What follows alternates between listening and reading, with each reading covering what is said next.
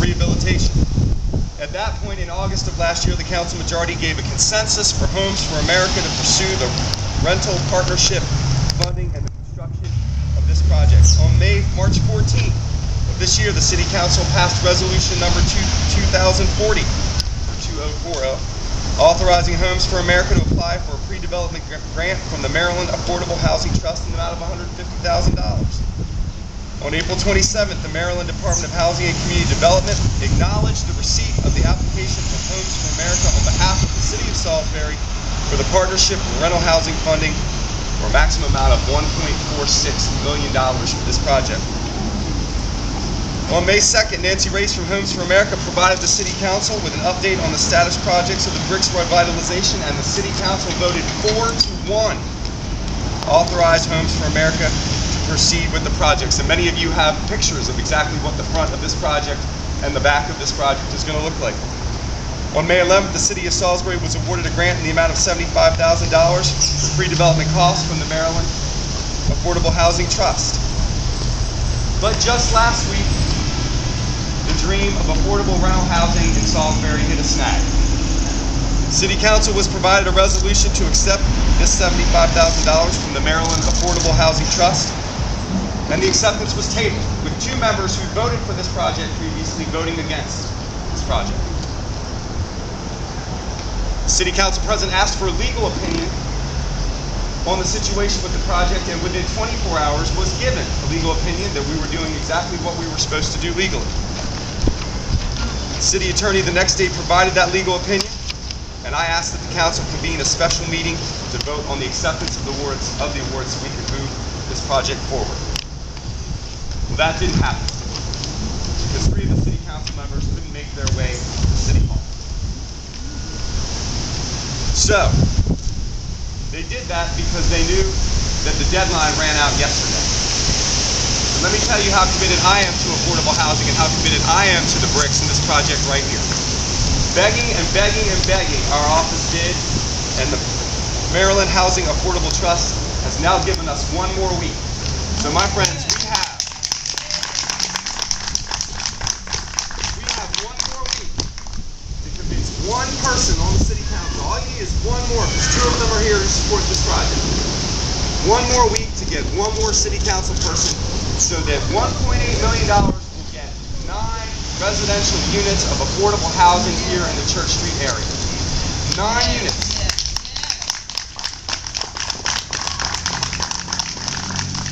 Affordable housing opportunities like the one that Salisbury has forged with the Maryland Department of Housing and Community Development and Homes for America are exactly the types of partnerships we need in neighborhoods like Church Street to continue our revitalization.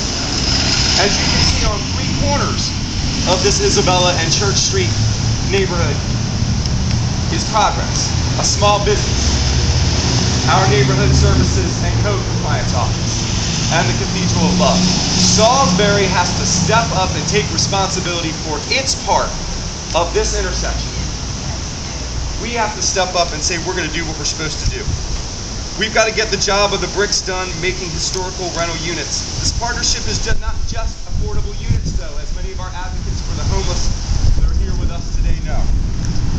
It includes the educating of residents through Homes for America, through SNHS, to go through homeownership classes and financial literacy classes so that they can move from affordable rental and out into the neighborhood with SNHS and with Habitat for Humanity to become homeowners so that we can continue this process over and over and over again, because neighborhood revitalization can start right here with the bricks.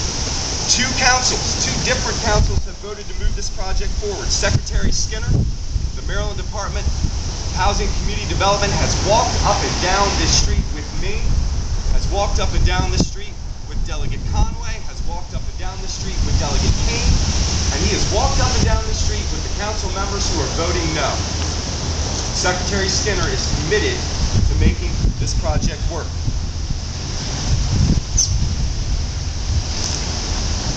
You have the pictures of what it's going to look like. We know what the units will look like. Homes for America is scheduled for July 7th in front of the Board of Zoning Appeals to get what has to be done to the back of this building to make it handicap accessible done. Yes, it's $106,000 per unit.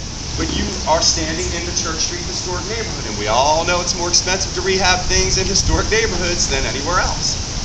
The back of this building has to make sure that there are safe entranceways for every one of these units. And my friends, that costs money, and that's what the Maryland Department of Housing and Urban Community Development is allowing Salisbury to do. So now our deadline has been moved twice. June 1st, June 23rd. And the shenanigans of council majority have missed that deadline. Well, now I've got them one more week. So I need your help. The ball is now in council leadership's court. And I say this to you with all the seriousness I can muster. In the last 2 weeks, City Council majority has turned its back on a disproportionate minority contact grant from the Governor's Office of Crime Control and Prevention. In the last 2 weeks, the council majority has decided they don't want to tear down the Linens of the Week around the corner on Ann Street. And now, it looks as if they want the bricks to wither on the vine by doing nothing and not showing up. And I say this out loud to all of you. Council members are going to have a problem with the minority community, and I'm going to make sure that the minority community knows this. Because it is important that in an all-America city, that revitalization happens in every single solitary neighborhood. Every single neighborhood. Crime down 40%. Safe Street's doing its job that it's supposed to, building these partnerships. And now we have a council majority that wants to walk away.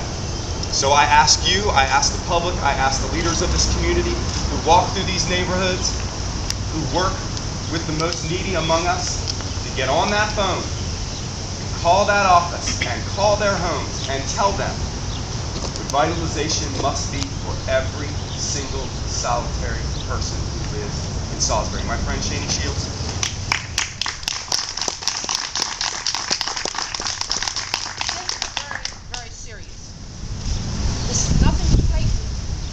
All the citizens have to step up to the plate. And what we have to do, we have to take our city back. You know, we talk about taking our streets back, I think which is being done through the crime reduction. I think we need to take our city back. It's only been 2 months since the election has taken place. But what has happened in the 2 months? Unfair budget, marathon meetings, voting against projects to help minority youth and youth as a whole. Voting against affordable housing and destroying partnerships has already been built.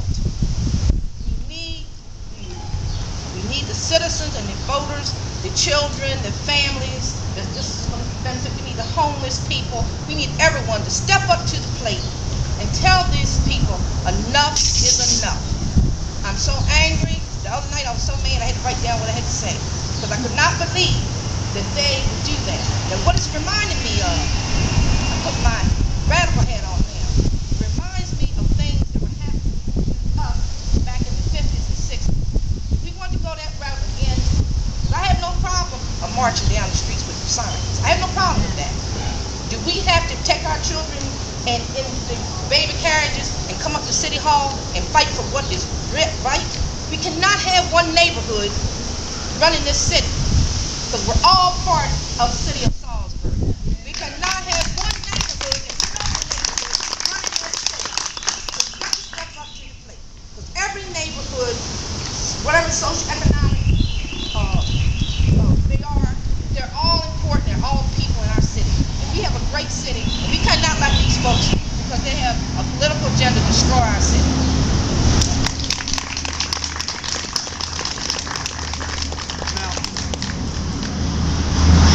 The wonderful part is Shani and I don't always agree on everything. Short dump.